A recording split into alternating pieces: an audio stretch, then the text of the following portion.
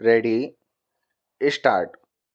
महोदय, भारत जैसे बहुभाषा भाषी देश में जहां विभिन्न भाषा परिवारों की 1652 भाषाएं बोली जाती हों, अष्टम सूची के अनुसार भी देश की 18 प्रधान भाषाएं हैं। खान पान, वेशभूषा, रीति रिवाज आदि की दृष्टि से भी एक प्रांत दूसरे प्रांत से बहुत भिन्न हो, वहाँ देश की अखंडता को बनाए रखने के लिए सबसे अधिक आवश्यक यह है कि संपूर्ण देश के नागरिकों का वैचारिक स्तर पर आदान प्रदान हो, सांस्कृतिक विनिमय हो, एक दूसरे को समझने सराहने की चेष्टा हो।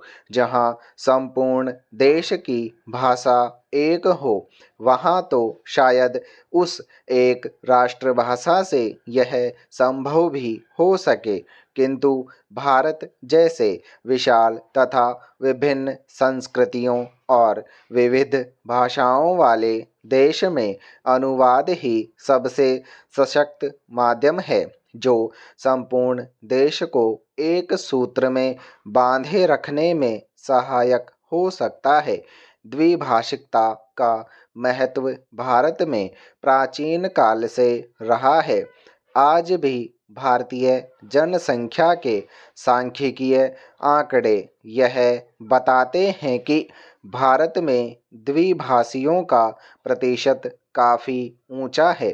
कहने की आवश्यकता नहीं कि सभी भारतवासी सामान्यतः हिंदी या निकटवर्ती प्रांत की भाषा को दूसरी भाषा के रूप में प्रयोग करते हैं।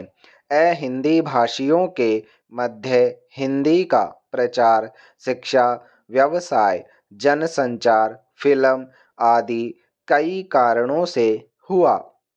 द्विभाषिकता का महत्व रोजी रोटी तथा आत्मविकास या आत्म प्रचार से बढ़ता है। यह द्विभाषिकता अनुवाद की मूल भित्ति है। एक व्यक्ति अपने भावों व विचारों को दूसरे तक पहुंचा सके तथा दूसरे की बात स्वयं समझ सके, इसीलिए वह दो या अधिक भाषाएं सीखता है। यह व्यावहारिक सत्य है कि जो व्यक्ति जितनी अधिक भाषाएं जानता है, वह उतना ही भविज्ञ है, क्योंकि भाषा के सहारे उसका परिचय क्षेत्र तो बढ़ता ही है, वह विभिन्न भाषिक संस्कृतियों से भी परिचित होता है।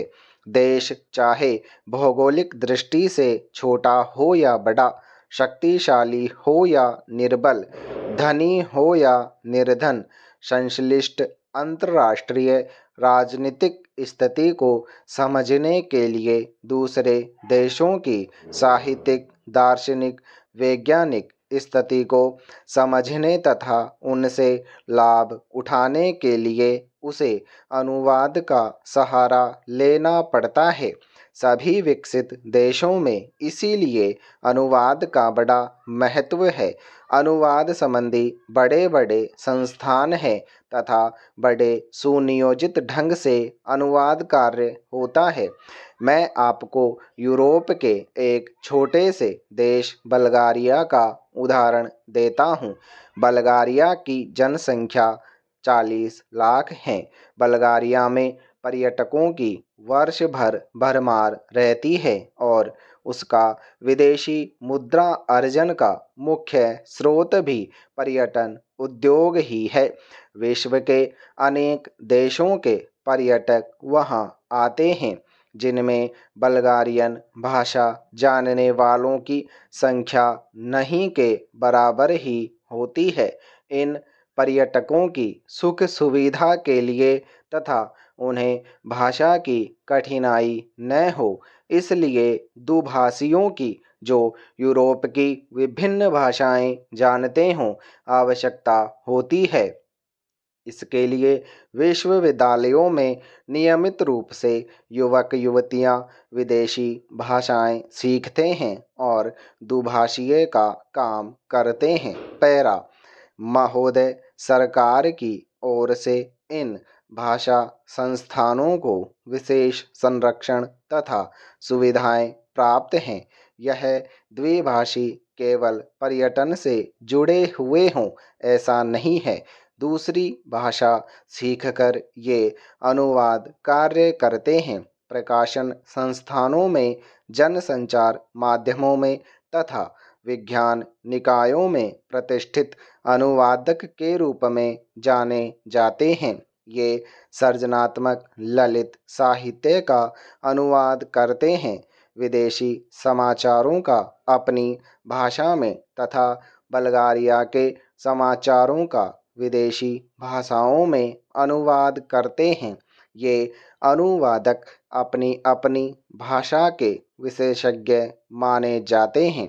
यदि आप कभी बल्गारिया जाएं तो आप देखेंगे कि आप चाहे इनकी भाषा न जानते हों, किंतु आपकी भाषा जानने वाले आपको जरूर मिलेंगे।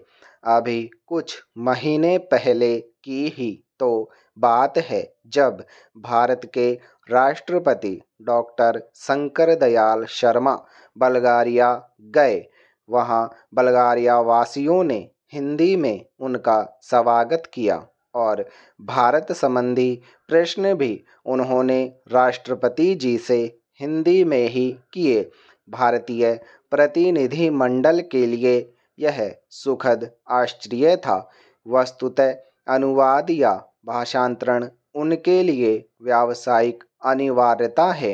यूरोप के अन्य देशों में भी यही स्थिति है, जहां विश्व में प्रकाशित किसी भी भाषा का महत्वपूर्ण शोध निबंध या कोई विदेशी चर्चित साहित्यिक कृति उस देश की भाषा में तत्काल अनूदित हो जाती हैं।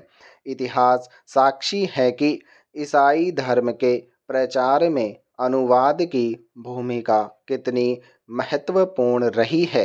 ईसाई धर्म के विश्वव्यापी प्रचार के लिए बाइबिल के अनुवाद की व्यापक योजना बनाई गई है।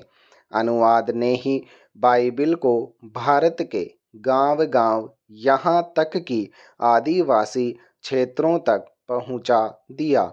बाइबिल के बाद सबसे अधिक भाषाओं में और एक ही भाषा में कई बार भगवद गीता का अनुवाद हुआ। भारतीय दर्शन और प्रतिभा को समझने की लालसा ने विदेशियों को प्रेरित किया कि वे गीता का अनुवाद अपनी भाषा में करें।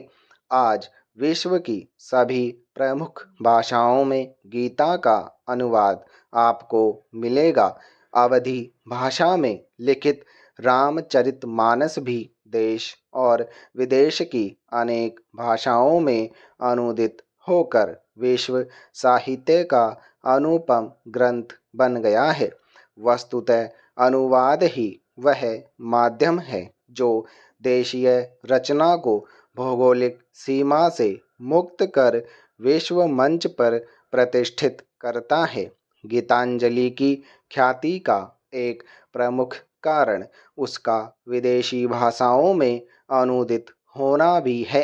अनुवाद दो भाषाओं के मध्य सेतु का काम करता है और दो संस्कृतियों को निकट लाता है।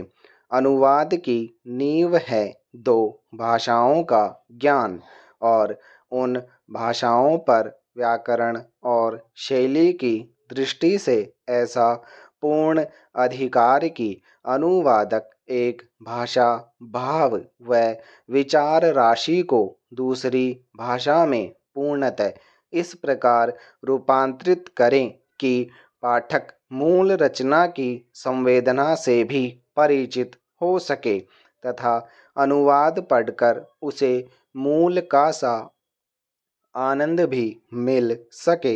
यही लक्ष्य अनुवादक के लिए समस्या उत्पन्न करता है और इसी में उसके कौशल की पहचान भी होती है। स्रोत भाषा का ज्ञान अनुवादक के लिए इसीलिए अपरिहार्य माना जाता है। स्टॉप।